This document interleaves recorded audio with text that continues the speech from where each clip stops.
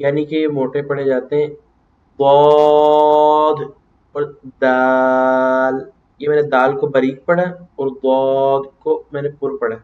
ان میں یہ فرق ہے. آپ نے یاد کرنا ہے حروف مستعلیہ، کیونکہ اگر آپ کو یاد نہیں ہوں گے تو آپ کو پر باریک پڑھنے میں مشکل ہوگی، یعنی کہ کون سا پر پڑھنا ہے کون سا باریک پڑھنا ہے. اور جو صاد، آپ کو میں اگلی کسی ویڈیو میں یاد بھی کرواؤں گا حروف قلقلہ، یعنی کہ قلقلہ والے حروف، ان پہ قلقلہ کرتے ہیں. جس طرح یہاں پر بریکٹس میں ہے صاد، دال حروف قلقلہ میں سے ہیں تو اس میں آخر میں قلقلہ ہوگا. صاد، اس طرح قلقلہ کیا جاتا ہے. اس کے بعد ہے ضاد، یہ بھی پر پڑھا جائے گا حروف مستعلیہ میں سے. اس کے بعد ہے طا. ضاد جو ہے یہ زبان کی کروٹ اور اوپر کے دانتوں کی جڑ سے ادا ہوتا ہے. یعنی کہ زبان کی کروٹ، یہ زبان کی سائڈوں اور اوپر کے دانتوں کی جڑ، یعنی کہ دونوں زبان کی سائڈ اور اوپر کے دانتوں کی جڑ جہاں سے دانت شروع ہو رہے ہیں، جب آپ ان کو میچ کریں گے پھر وہاں سے یہ ادا ہوگا. ضاد ضاد. اس کے بعد ہے طا. یہ زبان کی نوک اور اوپر کے دانتوں کی جڑ سے ادا ہوتا ہے. طا طا. اس کے بعد ہے قا. یہ بھی سا کی طرح ادا ہوگا، یعنی کہ زبان کی نوک اور اوپر کے دانتوں کے اندرونی کنارے سے، یعنی کہ وا. کے بعد ہے عین. اچھا اس میں کچھ لوگ کر لیتے ہیں آئین. آئین نہیں، حمزہ نہیں ہے عین سے پہلے. یہاں پر آپ کو نظر بھی آ رہا ہے اس کے پیچھے کوئی حمزہ نہیں ہے، تو آپ نے اس کو عین اس طرح ادا کرنا ہے. اور یہ بھی حروف حلقیہ میں سے ہے، اور یہ زبان حلق کے درمیان والے حصے سے ادا ہوتا ہے. اس کے بعد ہے غین. یہ بھی حروف مستعلیہ میں سے ہے. آپ کو جو یہ بلو حرف نظر آ رہے ہیں یہ سارے حروف مستعلیہ میں سے ہیں. یہ خا، صاد، ضاد. آپ کو پڑھتے ہوئے یعنی کہ آئیڈینٹیفائی ہو جائے کہ کون سا حروف مستعلیہ ہے، اس کو پر پڑھنا ہے. غین، یہ حلق کے اوپر والے حصے سے ادا ہوگا. اس کے بعد ہے فا. فا، یہ اوپر کے دانتوں کے کنارے اور نچلے ہونٹوں کے تر حصے سے ادا ہوگا. یعنی کہ اوپر کے جو دانت ہیں اور نچلے والے ہونٹ کا جو تر حصہ ہے اس سے یہ ادا ہوگا. فا، خشک حصہ ہوتا ہے باہر والا اور تر والا اندر والا. فا نہیں، فا اس طرح ادا ہوگا. اس کے بعد ہے قاف. یہ بھی حروف مستعلیہ میں سے، یہ بھی پر ادا ہوگا.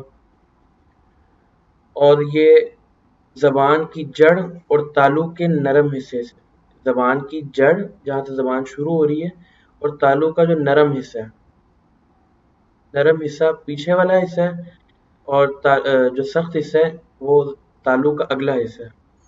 تو قاف. اس کے بعد ہے کاف. دیکھیں صرف اس میں قاف کاف دونوں میں تھوڑی سملیرٹی آ جاتی ہے، لیکن اس کو پر پڑھنا ہے وہ حروف مستعلیہ میں سے اور اس کو باریک پڑھنا ہے. یہ ان دونوں میں فرق ہے.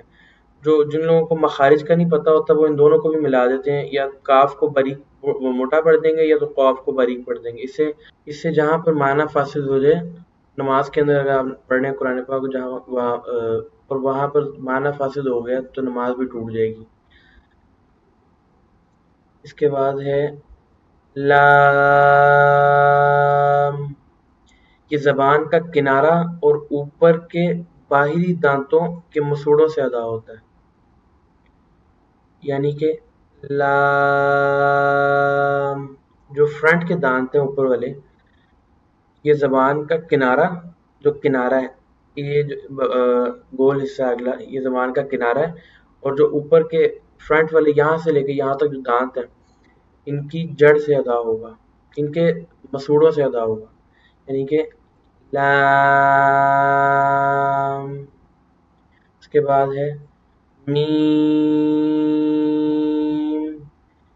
یہ دونوں ہونٹوں کے خشک حصے سے ادا ہوگا۔ جو فا تھا اس پہ آپ نے تر حصے پہ لگانے تھے دانت، اور یہ میم میں آپ نے دونوں ہونٹوں کے جو خشک حصے ہیں ان دونوں کو ملانا ہے، اور پھر یہ آپ پہ میم ادا ہوگا۔ میم۔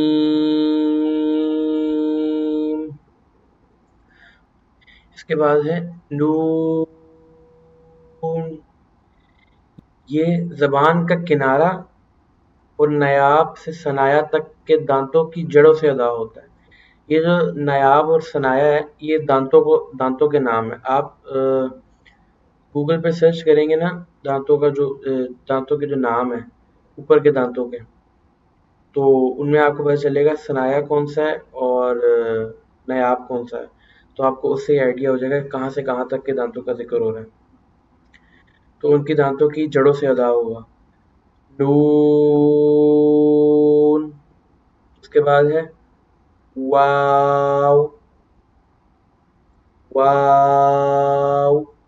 آپ نے دیکھا ہے میرے ہونٹ گول تھے، اچھا کچھ لوگ اس کو فا کی طرح دانت لگائیں گے، اس پہ ہونٹوں پہ دانت لگائیں گے اوپر والے، اور پھر واو ادا کریں گے۔ یہ اس طرح نہیں ہے، جب آپ اپنے ہونٹ گول کریں گے واو، یہ اس طرح کر کے ادا ہوگا، تو اس سے بھی معنی، اس پہ بھی جب حرف صحیح نہیں ادا ہوگا تو معنی غلط ہو جائے گا معنی، تو نماز میں پڑھ رہے ہیں معنی فاسد ہو گیا، تو اس سے بھی نماز آپ کی ٹوٹ سکتی ہے۔ اس کے بعد ہے ہا، یہ حروف حلقیہ میں سے ہے اور یہ حلق کے نیچے والے حصے سے ادا ہوتا ہے، یعنی کہ یہ بھاری بھی پڑا جائے گا اور یہ ہا سے نہیں ملے گا، ہا کی بالکل علیحدہ آواز ہے، اور ہا یہ بھاری آواز کے ساتھ حلق کے نیچے والے حصے سے ادا ہوگا۔ اس کے بعد ہے حمزہ، یہ بھی اس کے بھی شروع میں ہا آتا ہے، جس طرح آپ کو یہاں نظر آ رہا ہے بریکٹس میں حمزہ، جس طرح ہا کے آپ نے بھاری آواز کر کے ادا کرنا ہے، اس کو بھی اس طرح ہا جب اس کا پڑھیں گے تو اس کو بھاری کر کے ادا کرنا ہے، حمزہ، حمزہ نہیں ہے، صرف حمزہ، کچھ لوگ لمبا بھی کر دیتے ہیں، تو آپ نے اسی کا خیال رکھنا ہے۔ اس کے بعد ہے یا، یہ جوف دہن یعنی منہ کا خلا، یہ منہ کا جو اندر خلا ہے نا یہ وہاں سے ادا ہوگا، یا،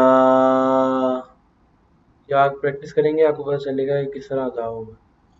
تو آج ہم نے صرف سبق نمبر 1 پڑھنا تھا، امید کرتا ہوں جو آپ کو سمجھ آیا ہوگا۔ اگر کوئی بھی کوشچن ہو تو آپ نیچے کمنٹس میں کر سکتے ہیں، انشاءاللہ آپ کو رپلائی مل جائے گا۔ تو اگلی ویڈیو تک اپنا خیال رکھیے گا، السلام علیکم۔